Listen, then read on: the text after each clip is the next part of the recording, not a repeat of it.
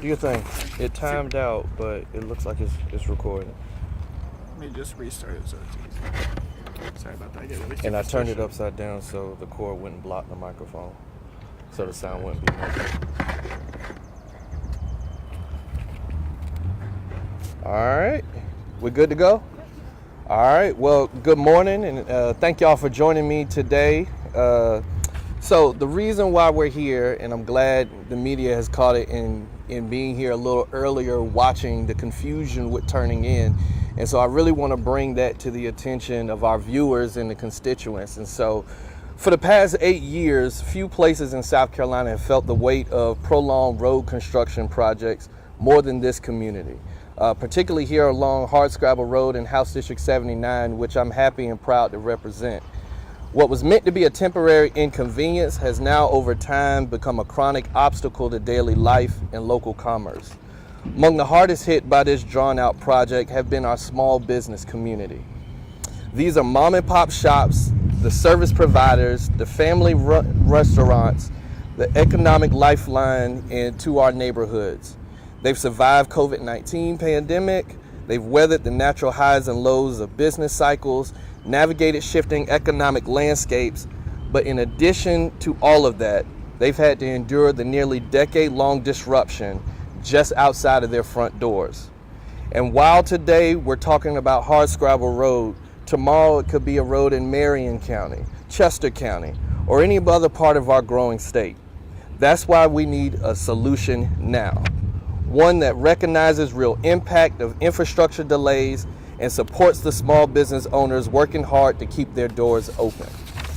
And so with that, I am very proud to introduce and announce that last week I filed the Small Business Construction Impact Relief Act, a first of its kind proposal that offers targeted support to small businesses affected by long-term state-led road construction projects. If passed, this bill could become the first in the nation to provide structured, state-supported relief of this kind. This legislation creates the Small Business Construction Impact Relief Program, which will be administered by the South Carolina Department of Commerce. It offers a combination of zero-interest repayable loans and forgivable loans to small businesses that suffer significant revenue loss from qualified construction projects that extend more than 36 months beyond their original date of completion.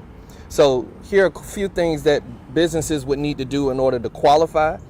They would need to be located on the affected roads, have operated at least since December 31st of 2024, show at least a 25% revenue loss during the construction period, and submit and complete an application through the streamlined online portal. Loan forgiveness would be available to businesses that use at least 60% of their funds on payroll, rent, utilities, and retain at least 75% of their workforce and stay current on all tax obligations. These safeguards ensure that relief goes where it's most needed and that it fuels the stability and resilience of our local economies. To ensure financial equity and technical support, this program will partner with qualified community development financial institutions, better known as CDFIs, especially to assist underserved communities and small business owners who may not have the access to traditional funding tools. Finally, the Department of Commerce will provide an annual report to the governor and the General Assembly so that the public knows where these funds are going and what kind of impact that they're making. This bill is about more than relief, it's about fairness. It's about ensuring that the cost of progress isn't shouldered solely on the small businesses that make our communities vibrant and strong. It's about recognizing that the economic growth and community stability must go hand in hand. So let's be clear, South Carolina is growing, and that's a good thing, particularly in House District 79. But as we build, we must also protect. And that's what this legislation aims to do. And so with that, I'll be happy to take any kind of questions that you all may have. Yes? Looks like you introduced this, or the bill was introduced last week. Yes. Obviously, session ends on Thursday. Why do this now? So, good question. The reason why I introduced this particularly the end of session, is because as a freshman legislator, I want to spend my first year really making relationships.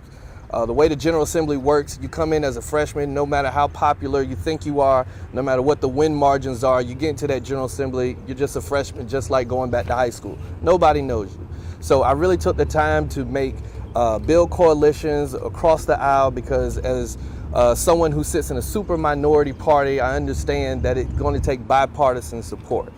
And I wanted to take the off session to really listen to business owners, listen to constituents, while bringing tangible feedback to the committee that has been assigned to, and any other legislator that thinks this is important. I will say that before I filed this last week, I had several conversations with legislators from across the state, and they are very interested because, we as legislators have real jobs too. Most of us are small business owners, and so this could happen anywhere across the state. And so giving time on the off session while we lead up to January, coming back for our second year of the General Assembly, hopefully we would have done the work. If there are any stakeholders like the Department of Commerce or maybe Department of Transportation, House Ways and Means, that see necessary amendments that may need to be added to this, that gives the time to clear the runway. So by the time we get back in January, it could be a top priority. Would there be any kind of caps for the number of businesses that can participate, or the funding that would maybe go to the program? So that is something that Ways and Means will have to figure out through state appropriations and allocations. I will say, just when you run the basic numbers, let's say if there was a one-time appropriation of $10 million, that would allow up to 228, I believe, businesses across the state to cap at somewhere around $25,000. So while it is not a huge lift, it's make or break for a lot of small businesses. So if you just ran the numbers on that basic math, that's kind of where you would round yourself out. We intentionally took numbers out to allow the process to undergo what it needs to, so the studies can be done to see how many businesses are impacted, because quite frankly, I don't think 10 million is enough. So we don't want to sell ourselves short, and we definitely don't want to sell our small businesses short as well. What has the reaction been like for small businesses so far, like Southern Crave, when you told them about this bill and when you're figuring it out? So Southern Crave is one business obviously behind us, but with speaking to business owners in this area, they are the reason why I filed this piece of legislation. When I ran, one of the promises that I made is that what has happened in our district on Hard Scrabble Road never happens to our district again, or any other community in the state for that nature. And so again, going back to the comments, these folks have weathered the storm of COVID-19, the natural ups and downs in businesses, and to no fault of their own, they're losing business because people would rather inconvenience themselves and take a longer route versus to patronize our small businesses and help them out. Small business is a lifeline of any economic community, and when you are dealing with something that is no fault of your own, it makes it really hard to operate. Take, for example, this Lust Nails spot right here.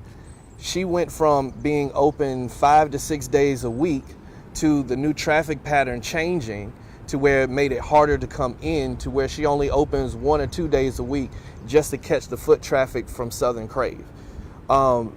That's detrimental to a business. You've got a funeral home just located right here. I mean, obviously, at the toughest times of people's lives, you don't want to have to think about how hard it's going to be to get in and out of traffic or being hit, and God forbid another fatality based off of coming to see a loved one.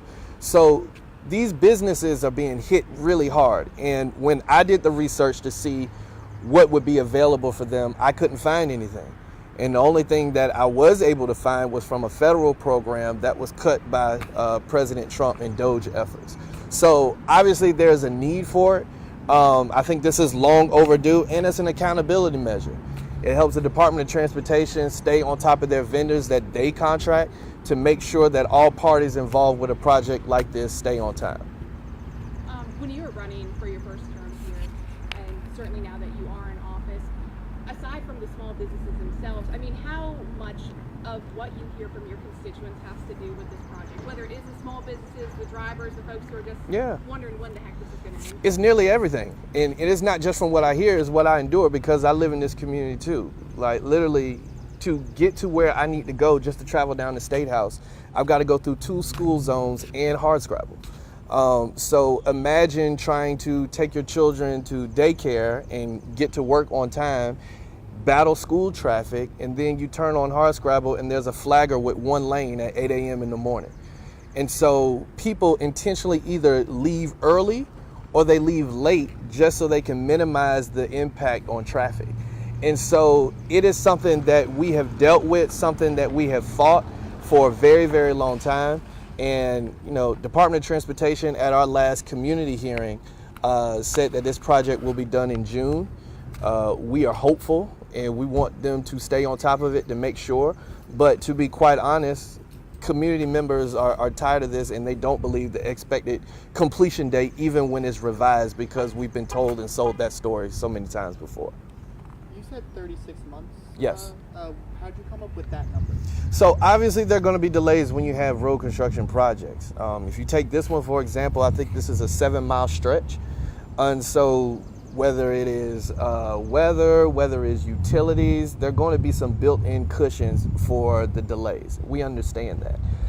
And obviously we don't want to make this something where we take advantage of the Department of Commerce or the fact that you can apply for these funds and they not be utilized or qualified. So we gave that 36-month cushion just to build in a buffer, because anything past that I think is unnecessary and inexcusable, to be quite frank.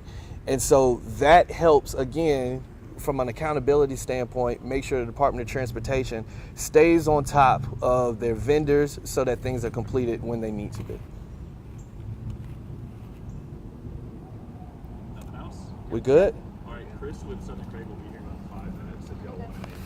Yes, and this is Miss Mary, who is the owner of 3 Generations Adult Daycare located right across the street. Now, if I could just mention her real quick, right? So before she opened up, the front of that business faced Hard Scrabble.